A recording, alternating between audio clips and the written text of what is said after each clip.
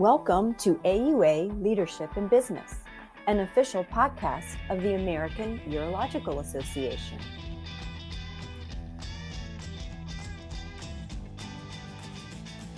Welcome to the AUA Leadership in Business podcast, where urologic professionals experience the practical application of business acumen essential for success in today's dynamic professional landscape. I'm Dr. Micheal Darson, and in today's episode, we will discuss the increased focus on healthcare worker well-being and the emergence of structured well-being programs in healthcare organizations. Joining me today for this discussion is Dr. Chad Ritenour. Dr. Ritenour is the James C. Kennedy Professor of Prostate Health and Executive Vice Chair of the Department of Urology at Emory University, where he also serves as the Chief Medical Officer of Emory University Hospital and Co-Chief of Wellbeing Officer of the Woodruff Health Sciences Center. Dr. Ritenour, welcome. Thanks, Dr. Darson. It's great to be here and look forward to the conversation. Yeah, I think this is a long overdue subject, so let's go ahead and get started. The focus on well-being, what has led to the increased focus on well-being over the last several years? I think there's several things, and first, we might talk a little bit about what well-being means to different people, because I think to different individuals, it may mean something different.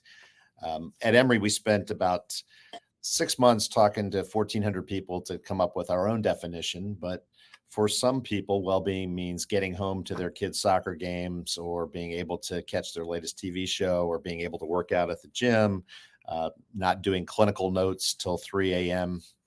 And I think we need to ground ourselves in what we're talking about, depending on the context where we're discussing well-being. So for us, it was important to try to be all-encompassing in a definition that anybody could relate to with well-being. So our definition for well-being, and I'll read this in this one case because I think it's helpful, the optimal state of health and fulfillment experienced by people and teams when they feel safe, balanced, respected, supported in their efforts, connected to their communities, satisfied by being able to function at their best, and joyful from engaging in meaningful activities.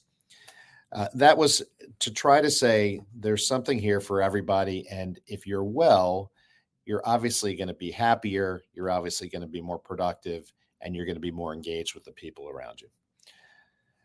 You know, there was a real initial focus on burnout, and urologists were one of the groups that actually hit very high on the burnout score, where we were starting to measure things like the addition of the electronic medical record, the bureaucracy related to healthcare management and practice. And once there were validated instruments to look at that, really noticing how it was impacting people's ability to feel that they were effective in their role as a physician. You add the pandemic on top of that, and it was like pouring gasoline on the fire. It just really exploded. And many of the reasons for the current efforts on well-being are related to coming out of the post-pandemic times, and how do we address people who had a complete reset in their lives, started working from either home, weren't able to do everything they wanted to do, were able to recognize some of the things they were missing because they were not able to do those because their work life was just taking over. Yeah, it's interesting because even prior pandemic, if you looked at most health policy surveys, burnout was primarily, a medical record issue, and the increased need to, document everything in that way. And then, as you said, the pandemic put a whole different spin on it. I mean, it basically accelerated everything that you just talked about. What would you say to the residents that, they're obviously working hard to become very good doctors? How does this impact them? Yeah, I think it in fact impacts everybody. And if you look at, the studies that came out around residents, specifically in urology, you were looking at about 40 to 45% of residents that were at least classifying as burnout based on how they were asked and the questions that they answered on those surveys. As you enter practice, and even when you're in training, we realize that the habits you put in place then are things that live with you for almost the entirety of your career, unless you're really intentional about taking care of yourself. And we know that if you take better care of yourself, you're certainly going to take better care of the patients who need you. So what we talk about with our residents is really building some sense of community with others to figure out, there's benefit in recognizing you're not alone when the times get tough and the work gets hard, to figure out how you have a decompression button that you can hit to talk to your friends, your colleagues, your family.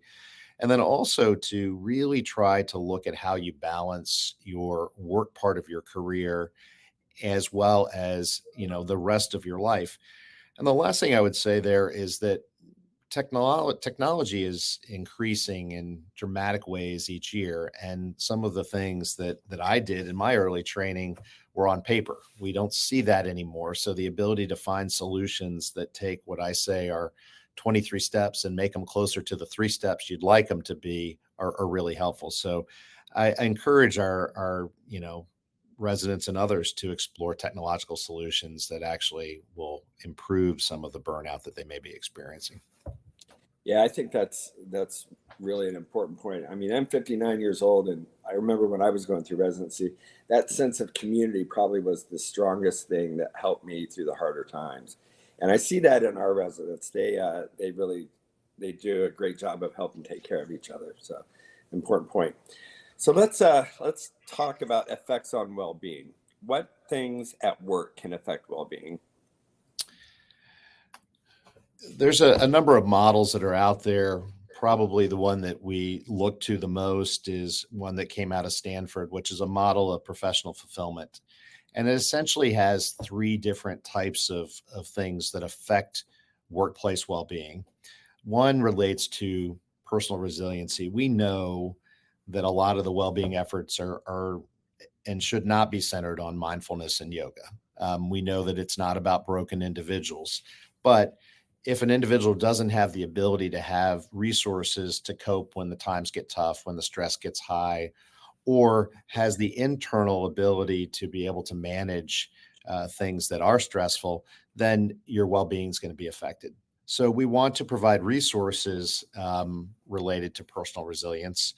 Sometimes that's healthy eating. Sometimes that's actual physical activity. Sometimes that's just community experiences that are together. But we know if your resiliency is not high, it's hard to ignore that has some effects on well-being. We don't focus on that as the main issue, but that's certainly one of them. The other 2 are your culture of the people around you. In other words, do people actually prioritize taking care of themselves? Do they actually talk to one another? Do you have policies in your organization that actually say, it is important that people take time off, that people support each other when someone's gone, that the work doesn't always just fall to the people that are left behind? What are the processes that are in place? And the third part of the model after personal resiliency and workplace culture is what we call the nature of the work. And Stanford called it the efficiency of practice. And again, that's the thing that takes way more steps than it should be. That's the systemic work that we can do to say, what are those technological solutions we can put in place to make that work easier, so that we're not having to do patient notes or documentation late at night, so that we're not really struggling to figure out who to call to fix a problem and spending those extra seconds, which go to minutes and then hours of time. It's really about time and control, and providing some of that time and control back to the individuals so that they are able to use it in a way that is most effective for them, and that they have the ability to make decisions that are important for them. So those are the parts of the Stanford model, and each becomes really dependent on the individual as to how much they affect. I will say all of us are affected by the efficiency of practice and the nature of the work, and all of us are affected by the culture in which we work. One thing that we notice is we want a team that is competent. We want a team that is supportive, and in surgery, it's certainly a team sport. So having people that are effective at their job, having people that are supportive and able to help us, is something that crosses into that nature of work and the workplace culture. Let's talk about maybe an example or two. So say you're you're in private practice in a moderate or large group. Although it's a fairly large group, there's no organizational structure to help with well-being or anything like that. And let's face it, some private practices are a little bit more toxic than others.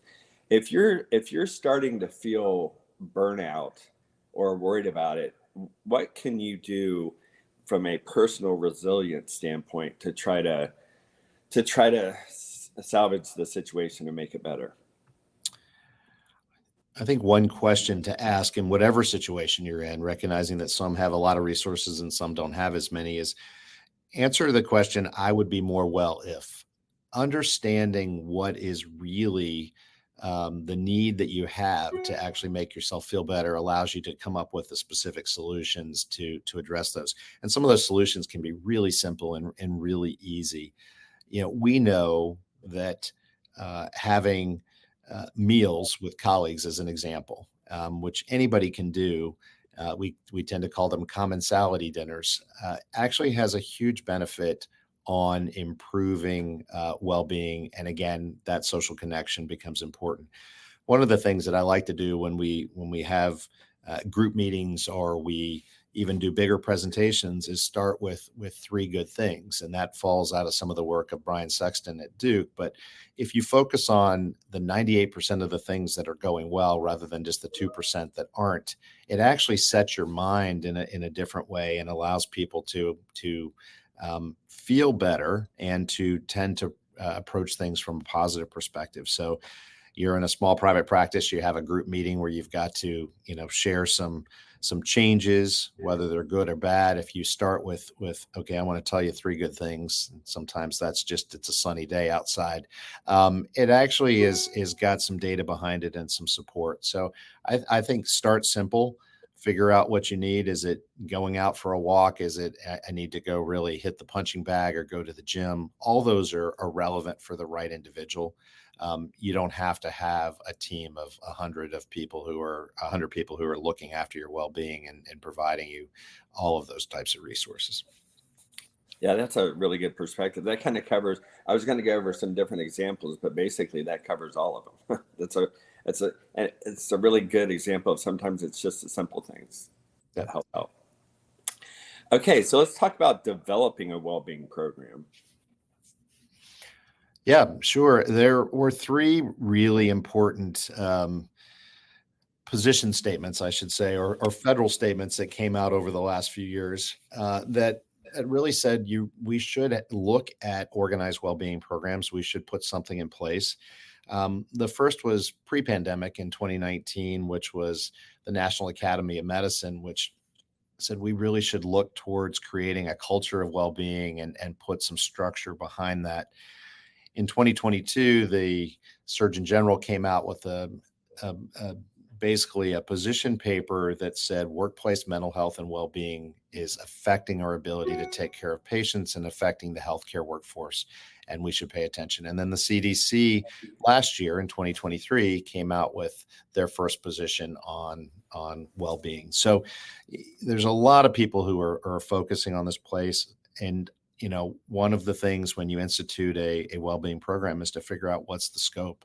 Are you talking just physicians? Are you talking all healthcare workers, including the non-patient facing workers in your organization? Because, depending on the number of people you have involved, the resources may be different for sure, but also your ability to focus on what is really affecting their workplace well-being may be different. We know that physicians, for example, have a very different workflow than some of the teams that support us and the teams that we need.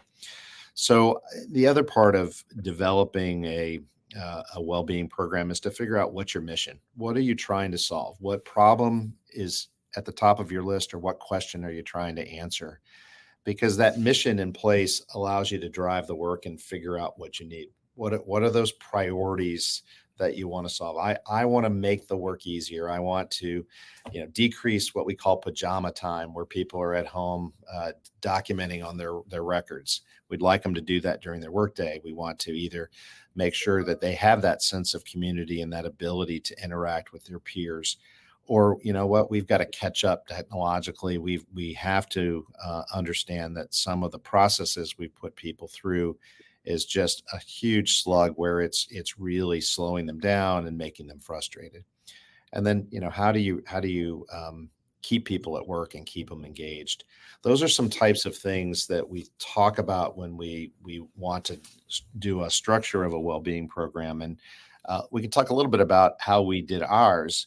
But you know, we're an N of one. We have a scope of about 35,000 people, so we spent a lot of time really figuring out what we wanted to do to make it the program that we wanted it to be. And again, what problem were we trying to solve at that point?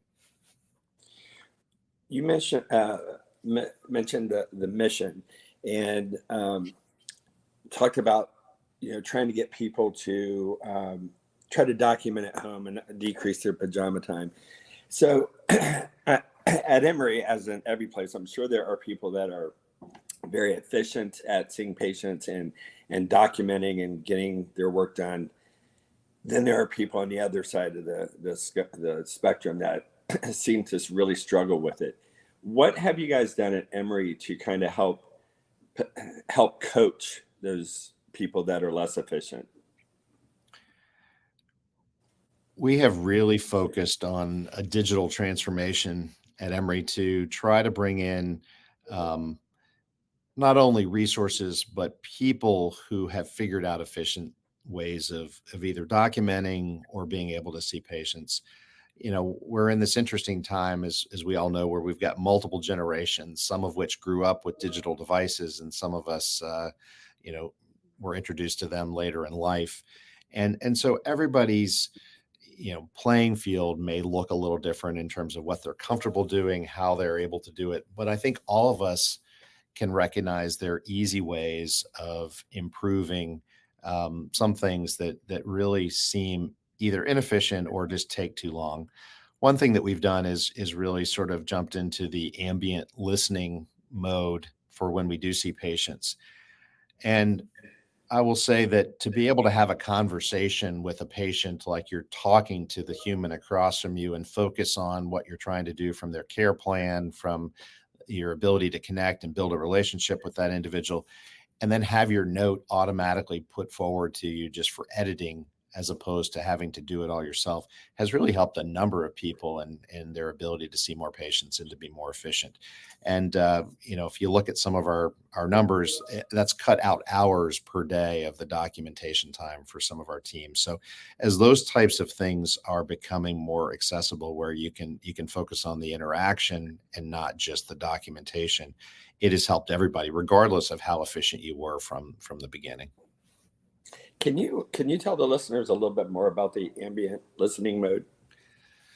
Yeah, sure. There are several vendors that are doing things like that now, and basically, in simple terms, how it works is you go in and you turn on your device, which is often your smartphone. It records the conversation, and then using artificial intelligence actually constructs it into a format of a note. It's HIPAA compliant, and all of those recordings will go away. But your note is put in the structure of the organization, and then you know there is some basic editing that you're able to do, usually in your electronic medical record, and then finalize and sign the note. Personally, I found that that's saved a number of minutes per note, and then additively, that saves a few hours in your day. Yeah, that's huge. So let's talk about specifically your approach at Emory of setting up well-being. Sure. We've, you know, and I'll recognize we've got a fairly small staff in our office of well-being, but we have lots of partners. We work with our digital team, we work with our human resources team, we work with others. And I would say, you know, no matter what size of a program you're trying to do or what priorities you have for well-being, it's really important to build your coalition and to figure out as you go through change management what are the teams you need to support you. We started our office on January 1st, 2022. So we're about 2.5 years in at this point, and spent a good bit of time at the beginning figuring out, again, who do we want to be? What questions are we trying to answer? and instituted what I called the AIM strategy, which was alignment, infrastructure, and measurement. So I'll focus on those three. The alignment was to figure out who's interested in this work, who's doing work in this area, and how do we continue to work with them and bring them into the structure to not disenfranchise them in any way. And we had people who were interested in research. We had people who are interested in just being better themselves and also supporting their teams for more efficient work. So the infrastructure, we spent a good bit of time identifying people who are our partners. And we had ended up over 100 people who in some ways wanted to engage with this work, which was really neat to see that many people interested. And it showed me that there was a huge need and a desire to be more well. So as an academic institution, we wanted to look at it from the education side, the research side, the advocacy side, and then at that point, coming out of COVID, really the clinical care support. So we developed an advisory council that allowed us to strategically decide the direction and the structure. And then we had the 4 committees of clinical support, education, discovery and innovation, and advocacy, with some co-chairs of each of those that were in the different aspects of the organization. It was neat to see the people who really wanted to engage in that work. It also helped us learn what we didn't know for people who were either had some expertise or, said, this is a great idea, and I haven't been able to find anybody to tell it to. So that's partly, how we structured, and we wanted to make sure that the front line knew we existed and what we were working on, because we really felt if we didn't have awareness at that level, we couldn't be successful. So again, no matter how big or small your organization is, making this relevant to the people at the front line was important. Yeah, this is like I mentioned at the beginning, this is a long overdue subject. I remember the first time I heard about well-being, and I don't know how long ago it was, but it was at the Joint Advocacy Conference. Yep. And I got the feeling that, while it was a very interesting talk, I just sensed that people didn't think it was as important as it was. Okay. So what's the business case for doing this? I mean, how do you guys at Emory judge your return on investment for doing all this work? With anything, I think you always want to look at the ROI, and we were fortunate to have an investment in an office that allowed me to have a little bit of a part of a position that could prioritize and focus on this. But in any organization, there's expenses and there's benefit that you generate from those expenses, and we really wanted to make sure that we were appropriately looking at that. So there are a lot of things coming out of the pandemic that affect how we practice, and I think those go into how we create the business case, and ultimately, is there a competitive edge for focusing on your well-being of your teams? We know that consumerism is rampant right now. Our patients expect a particular experience. They expect obviously good quality care, but they want to interact with us in ways that we would not have talked about 20 years ago. And in fact, probably 20 years ago, we wouldn't have been talking about well-being either. So this idea of how we're interacting with our patients as consumers of technology, as consumers of information, as having expectations that we want to meet is important. Looking at the recruitment and retention of a workforce where there's huge competition, and particularly coming out of pandemic, where people were able to have different types of jobs. They were able to work from home. They were able to work in hybrid fashion. So how much we're spending on the ability to recruit and retain the best teams that allow us to do the work was an important piece. How we are really interacting with the community around us and dealing with generations that really are demanding well-being and work-life balance in ways that previous generations didn't really talk about, were all things that said, these are important for us to create the business case that allows us to eventually develop that competitive edge. And if you look at some of the reasons that organizations said it's important for us to invest in well-being, there were a few things that came to mind. One, was this workforce recruitment and retention. There are financial calculators that are being done that says, here's the ROI on a well-being program, but a lot of it centers around how much it costs to recruit and retain a physician. Physicians are incredibly costly. If somebody leaves an organization, you end up having to identify where to take that patient population or that panel. It takes time to recruit and land a physician in a practice, be it an academic or a private practice. And all those dollars will add up. And the AMA and others have put together some calculators to look at how much it costs for physician recruitment and retention. So that's one reason why you do have a business case. And you can argue about the specific dollars, but there are definitely dollars associated with that, both on the revenue and the expense side. The nursing workforce particularly, and there's some models right now coming out on what the cost of nurse turnover is, really is a high dollar cost for many organizations. And if you look, at the average cost of having to replace nurses in addition to whatever contract labor expenses you have, this was part that we used to help us develop our business case. I will say that we know that people who prioritize their own well-being, again, are usually better able to take care of the population that needs us. So there's some quality and safety issues too. We want to, say that quality and patient safety are intertwined with well-being, meaning if you have a well workforce, you're probably going to have less quality issues and than if you didn't.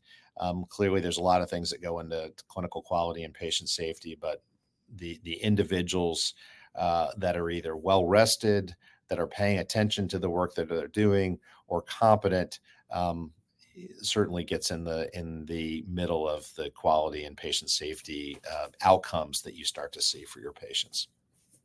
Yeah, I think that's a really important point. A well physician or a well nurse is going to obviously take better care and make less mistakes, which is huge. So you guys seem pretty advanced at Emory about this. Are there organizational standards about well-being across the country, or is this kind of just emerging? It's kind of just emerging. There are some standards. We are part of a consortium with other organizations, some academic, some large private systems, where you are continually learning. And I like to say that every day is a school day. We're all sort of learning on this front. Some of the standards are things like a peer support program is important, and a peer support program is usually exactly what it sounds like: peers that aren't licensed counselors but are available to be active listeners. And organizations that have things like that have actually been shown to have improvement in well-being scores. You have to measure what you want to affect too. So one of the standards is using some sort of instrument to measure well-being, and as many surveys as we all get, sometimes that's hard to get people to answer another survey. But if you have data that looks at things like the nature of the work or the culture, then you can start prioritizing your efforts. So I think an easy way to start is to figure out, what kind of system do you have when people get into trouble as individuals that they can go to and look for help, whether it's a peer support program. Sometimes your employee assistance programs that are an HR function will help with that as well. And then, ultimately, how are you assessing the well-being of your teams? We know that there's good days and tougher days. And when people come into work and it's a really tough day, how do we pay attention to the community, and how do we support those who need us? Because if we can deploy resources when the times are tough, and sometimes it's really simple, sometimes it's a meal, sometimes it's just, hey, how are you doing? It really does make a difference. So it sounds like a great program to support well-being. What do you guys have in place to help identify perhaps somebody that is either burning out or is burned out, and to try to help that individual? For our organization, and others are doing this too, we've actually started some well-being check-ins. They started for our residents specifically, so that there was a first opt-in and now opt-out program where everybody got to check in at some point during their training to say, hey, how's it going? What are your challenges? Is there anything you need? What can we help with? And those types of questions of just proactive, asking your peers, asking your colleagues, has been very helpful. We have expanded that now to some of our faculty physicians to be able to do that. We have resources that rely on people raising their hand, but we are also now encouraging people to go out and proactively look. If we have something that shows up on one of our surveys as a hotspot, we'll be able to go in and deploy some resources and to be able to address that as well. One of the cool initiatives you look at, and I think one of the effects as it relates back to the business case, is using those type of data where you find a hotspot. You're able to go in and say, let's look at the workflow. Let's look at how things are going. There's some work that we're doing here that others are doing and promoting around the country that we call gross work, which stands for get rid of stupid stuff.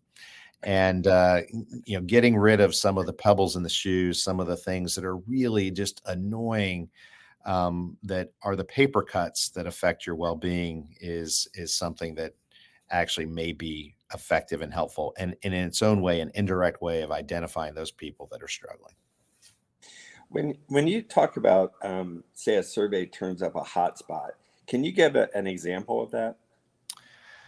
Yeah, there's a couple surveys that are out there. So one of the first was the Maslach burnout inventory.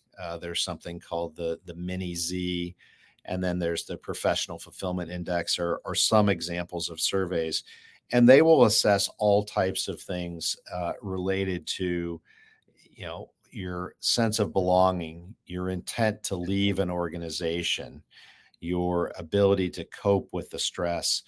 And if we find that there are specific areas where the scores are particularly in the lower part or the higher part, depending on the question, wherever what I call a hotspot or a red zone, then we're able to go look a little bit farther and to be able to ask questions.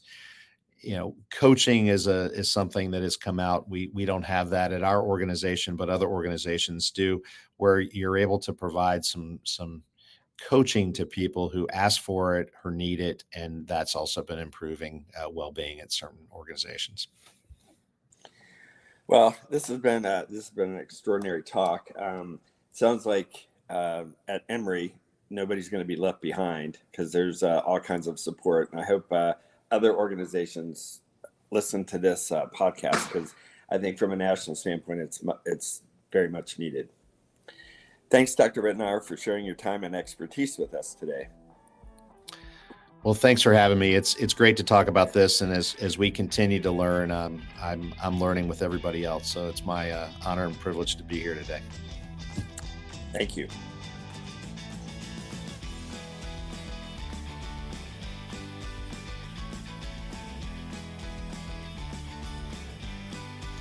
Thank you for joining us today on the AUA Leadership and Business Podcast. We hope you found today's insights valuable. Remember, growth is a continuous process. To further enhance your business acumen and accelerate your professional development, explore the AUA's Institute for Leadership and Business track on demand by visiting the AUA University at auau.auanet.org